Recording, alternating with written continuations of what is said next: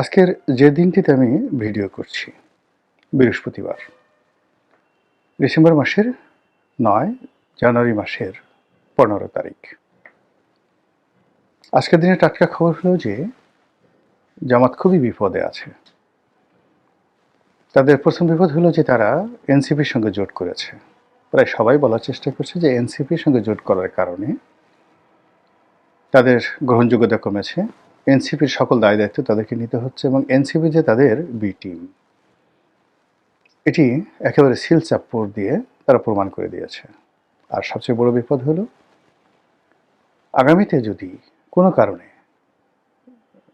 সেই July August বিপ্লবের police হত্যা এবং অন্যান্য যে বিষয়গুলো এখন ইন্ডিমিউনিটি দেওয়া হয়েছে, এই বিষয়গুলো যদি আবার আইনের আওতায় আসে, তাহলে এনসিপি এবং জামাতের এই যে ঐক্য, এই ঐক্য জামাতকে আবার দ্বিতীয় দফা ভোগাবে। যেভাবে ১৯৭১ সনের যুদ্ধাপরাধের দায় এবং বিচার তাদেরকে নিতে হয়েছে, এইরকম আরেকটি সমস্যা তাদেরকে মোকাবেলা করতে হবে। এটি জামাত বিরোধী যারা আছে বা জামাতের ব্যাপারে মোটামুটি লিবারেল, তারা এই ধরনের কথাবার্তা বলার চেষ্টা করছে। জামাত অন্য সবার মতো নিরুত্তাপ, কথাবার্তা কম, এবং তারা তাদের মতো কাজ করে যাচ্ছে। এর বাইরে যেটি হলো সেটি জামাত বিএনপিকে চ্যালেঞ্জ জানানোর জন্য যে ১১ দলীয় একটা ঐক্য জোট গড়ে তুলেছিল, সেই ঐক্য জোটে তাদের কতগুলো চমক ছিল। তাদের প্রথম চমক ছিল তারা বীর মুক্তিযোদ্ধা এলডিপির সভাপতি জনাব অলি আহমেদ, তাকে তারা এই জোটের অংশীদার করেছিল। আর একজন বীর মুক্তিযোদ্ধা, বিএনপির আলোচিত নেতা, বহিষ্কৃত আলোচিত নেতা মেজর আখতারুজ্জামান রঞ্জন, তাকে জামাতে যোগদান করার সুযোগ তারা করে দিয়েছিল এবং মিস্টার আখতার তিনি যোগদান করেছেন জামাতে। এখন জামাতের একজন নেতা হিসেবে তিনি টেলিভিশন টকশোগুলোতে দাপিয়ে বেড়াচ্ছেন এবং জামাতের পক্ষে যে সকল ন্যারেটিভ জামাত কোনোদিন তৈরি করতে পারেনি, সেই ধরনের ন্যারেটিভ মেজর আখতার এখন তৈরি করার চেষ্টা করছেন। এবং কিছুদিন পর জামাত যখন আরেকটু সুবিধাজনক অবস্থায় পৌঁছবে, তখন মেজর আখতার বিএনপি ঘরানার অনেক গোপন তথ্য, অনেক গোপন কথা তিনি বলতে থাকবেন এবং প্রায় প্রতিদিনই তার সেই বক্তব্য দ্বারা বিএনপির কাপড় চোপড় নষ্ট হয়ে যাবে। আপনারা জানেন যে মেজর আখতার খুব ঘনিষ্ঠভাবে শহীদ প্রেসিডেন্ট জিয়াউর রহমানকে দেখেছেন, বেগম খালেদা জিয়ার খুব স্নেহভাজন ছিলেন এবং একই সঙ্গে হাওয়া ভবন এবং জনাব তারেক রহমান সাহেবের সঙ্গে তার একটা দা কুমড়ার সম্পর্ক ছিল। এর বাইরে বিএনপির প্রায় সব লোকই মেজর আখতারকে একজন বিশ্ব বেয়াদব হিসেবে মনে করত। তিনি পাঁচবার বহিষ্কার হয়েছেন। তো বহিষ্কার হওয়ার পরও তিনি বিএনপিকে ওন করতেন এবং বিএনপির অনেকগুলো বিষয়, গুপ্ত বিষয়, গোপন বিষয়, স্পর্শকাতর বিষয়, যেগুলো যদি তিনি ফাঁস করে দেন, বিএনপিকে ভীষণ রকম একটা বিব্রতকর অবস্থায় পড়তে হবে। তো সেই দিক থেকে এখন আখতারুজ্জামান সাহেবের মতো একজন অ্যাসেট বিএনপিকে ঘায়েল করার জন্য, যাকে বলা হয় মরণাস্ত্র বা ব্রহ্মাস্ত্র, এটি এখন জামাতের হাতে। এর বাইরে কর্নেল অলির সঙ্গে আর একজন লোক এসছেন, তিনি লেফটেন্যান্ট জেনারেল হাসান সরওয়ার্দী। জনাব হাসান সরওয়ার্দীর হাতে যে তথ্যগুলো রয়েছে সেটা বিএনপির তথ্য আছে এবং আওয়ামী লীগের তথ্য আছে। পুরো সময়টিতে তিনি এই আমেরিকান সিআইএ, মোসাদ, তারপর বিএনপির তারেক রহমান সাহেব থেকে শুরু করে যারা কেন্দ্রীয় নেতা রয়েছেন, তাদের সহ শেখ হাসিনার অনেক গোপন বিষয় জানেন, যে বিষয়গুলো রাজনৈতিকভাবে যদি তিনি বলা শুরু করে দেন, সেটা বিএনপিকে এবং আওয়ামী লীগকে বিব্রত করবে। আর কর্নেল অলি তো যাকে বলা হয় জীবন্ত ডিকশনারি, ফটাফট করে তিনি অনেক কথা বলে দিতে পারবেন মুখস্থ। এইভাবে জামাত তার প্লটগুলো সাজাচ্ছে। তো সাজানোর পরেও এই মুহূর্তে যেটি সমস্যা দেখা যাচ্ছে সেটা হলো তাদের জোট ভেঙে যাচ্ছে। চরমোনাই পীর সাহেব আলাদা হয়ে যাচ্ছেন। মামুনুল হক মানে গত ১৭ মাস ধরে ১৭ বার তিনি সিদ্ধান্ত নিয়েছেন বিএনপির সঙ্গে থাকবেন নাকি জামাতের সঙ্গে থাকবেন, এবং শেষ পর্যন্ত তিনি এখন জামাতের সঙ্গে থাকছেন, আবার এখন থাকবেন কিনা সেটা নিয়ে একটা সিদ্ধান্তহীনতার মধ্যে আছেন একেবারে নির্বাচনের শেষ পর্যায়ে। তো এতে করে বিএনপি যারা লোকজন রয়েছেন তারা বিভিন্ন রকম খুশি হবেন যে জামাত গেল গেল গেল, কিন্তু আমার যেটা মনে হচ্ছে যে এই জিনিসগুলো জামাতের নাটক, এটা জামাতের একটা কৌশল।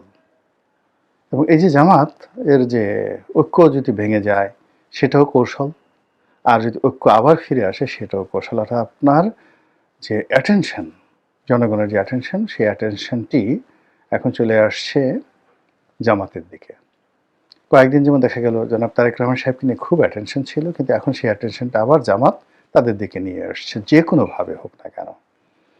আর এই যে টানাপোড়েন, সেই টানাপোড়েনের কারণে যদি আরও ভয়ঙ্কর খেলা জামাত খেলতে চায়, যে বলে যে না আমাদের এই যে ভিতরে স্পাই ঢুকে দেওয়া হয়েছে, আমাদের জোট ভেঙে ফেলা হচ্ছে সরকারি মদদে, রাষ্ট্রশক্তিকে ব্যবহার করে, কাজেই এই প্রশাসনের অধীনে একটা ভালো নির্বাচন হতে পারে না, আমরা নির্বাচন থেকে পিছিয়ে গেলাম, চলে গেলাম, নির্বাচন করব না। 1996 সনের 15ই ফেব্রুয়ারি নির্বাচন হতো, তারা ছিলেন না। বিএনপিকে তারা বহুবার বিপদে ফেলেছে। তো এইবার যদি তারা ঠিক জামাতের মতো একটা দল এনসিপিকে নিয়ে নির্বাচন থেকে তারা সরে পড়ে, ওটা সামাল দেওয়ার ক্ষমতা বিএনপিরও নেই, ডক্টর মোহাম্মদ ইউনূসেরও নেই। এবং সেক্ষেত্রে এই যে এখন যে সকল খেলাধুলা হচ্ছে, এটাকে তারা একটা ওসিলা হিসেবে নিতে পারে। এক। 2 নম্বর হলো যে এই যে জোট, সেই জোটকে যদি আবার তারা পুনর্গঠন করে, সেক্ষেত্রে আগামী যে 3 সপ্তাহ সময় আছে নির্বাচনের, এই 3 সপ্তাহ সময়ের প্রতি মিনিট বাংলাদেশের রাজনীতির জন্য, বিএনপির জন্য একটা বলতে গেলে রোজ হাসরের যে অবস্থা, শেষ কর্মদিবসের সময় মানুষের যেমন একটা তাড়াহুড়ো থাকে, ওইরকম একটি অবস্থা তৈরি হয়ে যাবে। এবং ইতিমধ্যে আপনারা জানছেন যে আজকের দিনে খবর হলো ডক্টর মোহাম্মদ ইউনূস জনাব তারেক রহমান সাহেবকে দাওয়াত দিয়েছেন চা খাওয়ার জন্য, চা নাস্তা খাওয়ার জন্য। এটাও একটা ঝামেলা তৈরি করবে, ভীষণ রকম ঝামেলা তৈরি করবে, যে এখন তারেক রহমান সাহেবের সঙ্গে ডক্টর মোহাম্মদ ইউনূসের চা নাস্তা খাওয়ার কোনো প্রয়োজন নেই, নিড নট। ইলেকশনের শিডিউল ঘোষণা হয়ে গেছে। তো তিনি অন্য সব রাজনৈতিক নেতৃবৃন্দের মতোই ডক্টর ইউনূস কর্তৃক, বঙ্গভবন কর্তৃক, সরকার কর্তৃক তিনি যাকে বলা হয় মূল্যায়িত হবেন। এরবারে কেউ যদি তাকে একটু বেশি দেখানোর চেষ্টা করে বা একটু কম দেখানোর চেষ্টা করে, ওখানে ঝামেলা। এই যখন তাকে আলাদা করে চায়ের দাওয়াত দেওয়া হলো, এটা নিয়ে জামাত হইচই শুরু করবে। এবং এই চা ওনার কাছে রীতিমতো হেমলোকে পরিণত হয়ে যাবে, যে এটা কি খেলাম। এখন ডক্টর মোহাম্মদ ইউনূস কেন তাকে এই সময়টাতে চায়ের দাওয়াত দিলেন, আর উনি এই চায়ের দাওয়াতে কেন যাবেন, বা আমি জানি না এখনো তিনি সিদ্ধান্ত নিয়েছেন কিনা যাবেন কিনা, এটা আমার মাথায় ঢুকছে না। ঢুকছে না এই কারণে যে কি বলবো, 2009 সনে 2009 সনে আমি প্রথম দেখলাম যে প্রশাসনের অনেক গুরুত্বপূর্ণ পদ এবং পদবিগুলোতে জামাতের লোক গিজ গিজ করছে। প্রধানমন্ত্রীর কার্যালয়, শেখ হাসিনার কার্যালয়, ক্যাবিনেট ডিভিশন, মানে ক্যাবিনেট সচিব, মানে যে কজনই ক্যাবিনেট সচিব হয়েছেন, আমি নাম বলবো না, আপনি খুঁজে দেখেন, শেখ হাসিনার জমানাতে প্রায় সবাই জামাতের লোক ছিলেন। এবং শেখ হাসিনা আওয়ামী লীগের যে কোনো লোকের চাইতে এই জামাতের লোকদেরকে বেশি ভালোবাসতেন, তারপরে নির্ভর করতেন।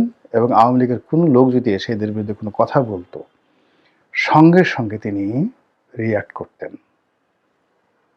তো সেই দিক থেকে এখন বিএনপির যারা শীর্ষ নেতৃত্ব রয়েছেন, যাদের অনেকের সঙ্গে আমার কথাবার্তা হয়, তাদের 1 নম্বর ভয় হলো যে আপনি লন্ডন যে শহরটি, এটি তো আসলে জামাতে গিজ করে। লন্ডনে বিএনপি, আওয়ামী লীগ, মানে যারা খুব হই হুল্লোড় করে, মানে এ সকল নেতাদেরকে আপনি হাতে গুনতে পারবেন। কিন্তু বাংলাদেশের কমিউনিটিকে গাইড করে, লিড করে, তারপরে যেটাকে বলে কনভিন্স করে, তারপরে যেটাকে বলে কনফিউজড করে, যে বৃহৎ একটা রাজনৈতিক শক্তি, সেই শক্তিটা হলো জামাত এবং গুপ্ত। লন্ডনের মতো জায়গাতে তারা গুপ্ত। এই গুপ্ত থেকে লন্ডনের কত জামাতি লোক যে বিএনপির মধ্যে ঢুকে আছে, কত জামাতি লোক যে আওয়ামী লীগের মধ্যে ঢুকে আছে, একমাত্র আল্লাহ রবুল আলমিন জানেন, আর জামাতের লোক জানেন, আর কেউ জানে না। তো জামাতের যে তার ঢুকে থাকার ক্ষমতা বা ঢুকিয়ে দেওয়ার ক্ষমতা, এটি এমন একটা পর্যায়ে যে শেখ হাসিনা এখন যেই জায়গাতে আছেন সেখানে গিয়ে ওবায়দুল কাদের দেখা করতে পারেন না। সেখানে ইচ্ছে করলে কলকাতাতে যারা আছেন প্রভাবশালী আওয়ামী লীগের নেতা, তারা যেতে পারে না। কিন্তু এমনও হতে পারে, দেখা গেল যে শেখ হাসিনার সঙ্গে একেবারে কাজের মেয়ে রহিমার মতো যদি কেউ থেকে থাকেন, ওই মানুষটি যে জামাতের না, একথা আমি বুকে হাত দিয়ে বলতে পারবো না। একই ঘটনা এখন তারেক রহমান সাহেবের লন্ডনে যারা খুব ঘনিষ্ঠজন ছিলেন, যাদেরকে ট্যাক্সও না দিয়ে, আমি ট্যাক্স না বলে ট্যাক্সও বললাম, যাদেরকে ট্যাক্সও না দিয়ে বিএনপির কোনো নেতা বাংলাদেশ থেকে গিয়ে দেখা করতে পারতেন না, এবং লন্ডনের কোনো নেতা, এমনকি মালেক সাহেবের মতো প্রভাবশালী লোকজন যাদেরকে ট্যাক্সও না দিয়ে তারেক রহমান সাহেবের কাছাকাছি যেতে পারেন নাই, এরকম অনেকের ব্যাপারে এখন খোদ বিএনপির যারা লোকজন, তারা বলার চেষ্টা করছেন এরা জামাতের লোক, এরা জামাতের গুপ্ত লোক। এবং এখনো পর্যন্ত সেই গ্রুপটি বিএনপি রাজনীতি নিয়ন্ত্রণ করছে।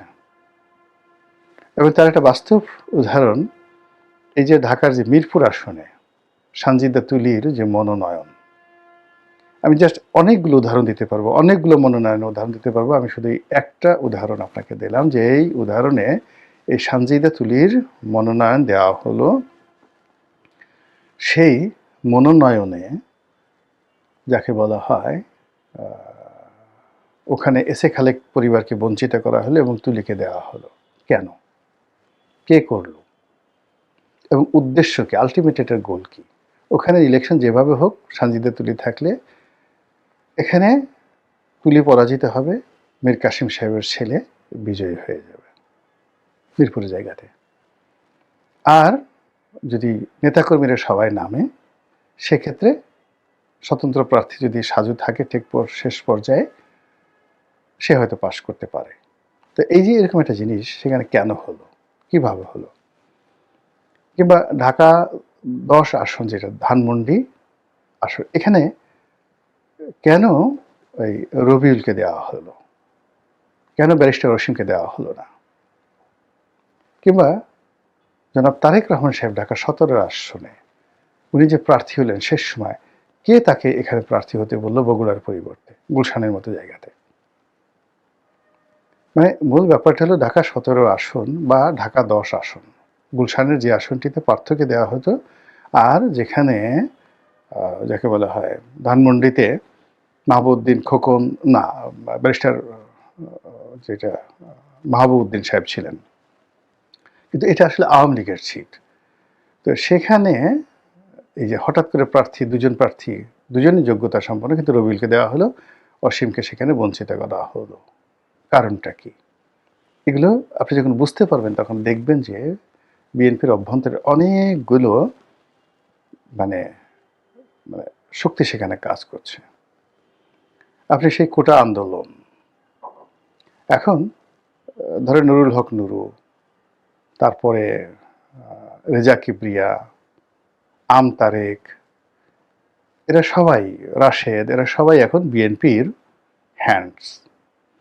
কিন্তু বিএনপি কি বুকে হাত দিয়ে বলতে পারবে যে নুরুল হক নুরু যেই দিন ঢাকা বিশ্ববিদ্যালয়ে এই কোটা আন্দোলন শুরু করেছিল, তখন ছাত্র দলের তারেক রহমান সাহেবের সাথে তার কোনো রকম কথাবার্তা ছিল, কোনো লেনদেন ছিল? এই নুরুল হক নুরু রাশেদদেরকে গড়ে তুলে এই পর্যায়ে জামাতের ভূমিকা কি?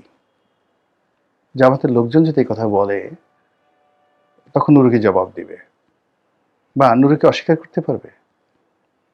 অথবা নুরু যখন ভিপি নির্বাচন করলো, সেই ভিপি নির্বাচন করার সময়টিতে জামাত তাকে যে সহযোগিতা করেছিল, আর তারেক রহমান সাহেব তাকে কি সহযোগিতা করেছিল, এই দুটো আপনি মিলানের পরে আপনি দেখেন যে যাদেরকে বিএনপির একদম কাছাকাছি ঢুকে দেওয়া হয়েছে এবং যাদের কারণে বিএনপির যে মূল স্রোতগুলো, শক্তিগুলো, মানে যাদের ডেডিকেশন বিএনপির জন্য অনেক অনেক বেশি, যখন বাংলাদেশে তারেক রহমান সাহেবের নাম নেওয়ার মতো কোনো মানুষ ছিল না, যখন তারেক রহমান সাহেবের পক্ষে এটা মিছিল করার লোক ছিল না, টকশোতে তার নাম, কোনো পত্রপত্রিকায় তার নাম নিষিদ্ধ ছিল, সেই সময়টিতে